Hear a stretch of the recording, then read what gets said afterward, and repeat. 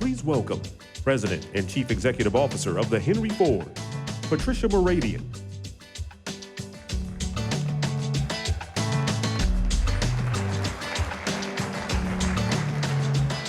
Well, good afternoon, everyone. In early 2022, the Henry Ford's chief curator and I held a virtual meeting with a woman we had never met before. She introduced herself as Joanna Jackson. She was originally from Selma, Alabama, but had moved to Pensacola, Florida. Joanna presented a very moving and passionate story about the significance of her childhood home. The home where she grew up in and lived in the 1960s with her parents, Dr. Sullivan and Richie Jean Jackson in Selma, and it served as a safe haven for Dr. Martin Luther King Jr. and his civil rights allies as they worked, collaborated, strategized, and planned the Selma to Montgomery marches of 1965 that resulted in the Voting Rights Act.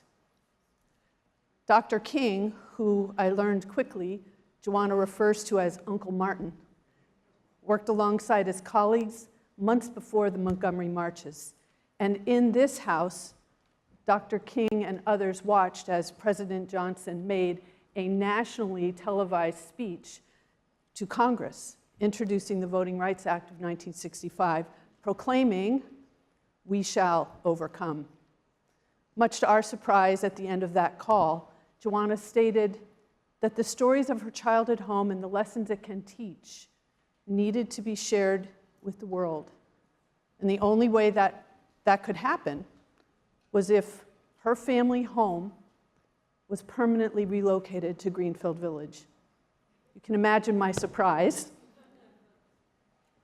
14 months later, after a lot of research, a lot of planning, digging in, we acquired the Jackson home and its contents, more than 8,000 objects, most of them authentic to that time in 1965.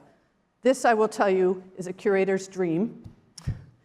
And we moved it from Selma, Alabama to Greenfield Village, where it will open to the public this June.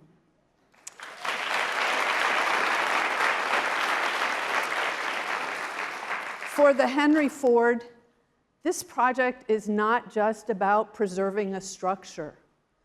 It's about preserving the legacy of a critical moment in our nation's history.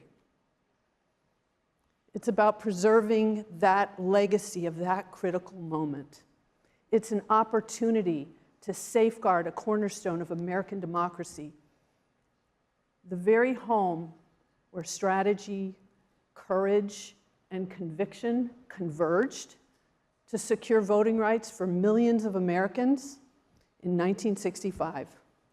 We recognized that if we did not embrace this responsibility, and yes, we considered it a responsibility, there was a real risk that this very important chapter of American history would be lost.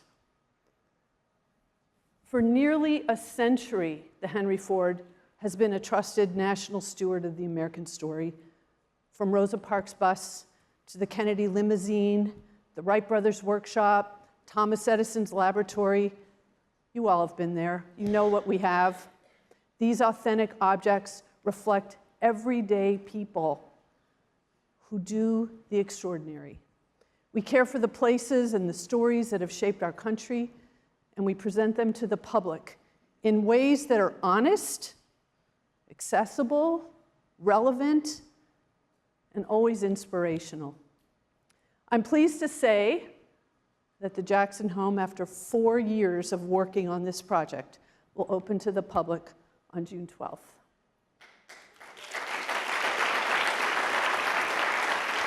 I hope you'll all come and visit.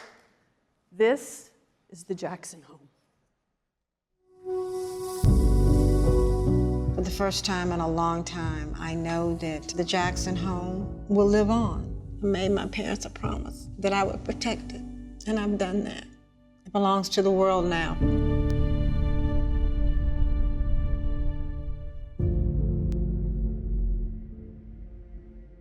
The Dr. Sullivan and Richie Jean share at Jackson Home is a home from Selma, Alabama, built in 1919 that housed 3 generations of Black doctors and teachers, leading up to the family, Dr. Sullivan and Mrs. Richie Jean and their young daughter, Joanna, who entered the home in 1958.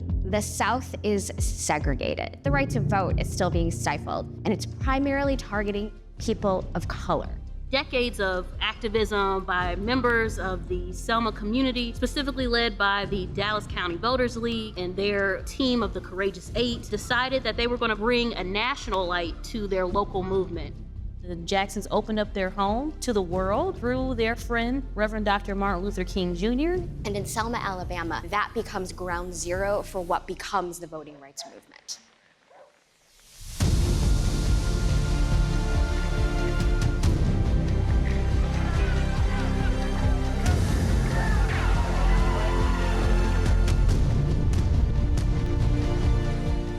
People often wonder, why is the Henry Ford taking on this project? We're taking on this project because Miss Joanna Jackson asked us to. She came to us. She asked us for help. So in April of 2022, we went to Selma. We spent a lot of time just talking to Joanna and hearing the story, and that was very moving and very eye-opening as to the history that took place here and the fact that it was at risk. Joanna had told us that over the course of the 10 years where she was operating the house as the Jackson House Museum, that she took maybe about 5,000 people through the house. And I said, Joanna, we can take thousands through the house in the course of one weekend. Of course, there were obstacles to consider. We know that preserving a house in its original spot is the best thing for history, but we learned that this house was in serious jeopardy of not being preserved. And through a lot of research, we determined that the only way to preserve these stories in perpetuity was to move this home to Greenfield Village. This is about preservation. This was not about moving a house just to move a house. This was about pure preservation. The Henry Ford is perfectly equipped to move historic structures. It's in our DNA. We have expert storytellers that know how to weave the stories of the things that happened in this house and connect the dots to what's happening today. A core theme within the Jackson Home's interpretation will be how deeply connected this particular family was, not just to movement makers and foot soldiers, but to the Black professional establishment, both in Selma and nationwide. Yes, we're gonna talk about King, we're gonna talk about Abernathy, we're gonna talk about all of these great men who were the major faces of a movement. We're gonna talk about these women who are very powerful. I'm so excited to be able to really bring out a lot of Black girl magic in this exhibit. I am just one of many curators working on this project, but what I hope when a guest goes through the house and leaves, that they are left with a sense of what justice is. And I hope that it sparks some sense of justice in them to go out and continue the good work that the Jackson family fostered. That's what we can do, and that is the power of the Jackson Home.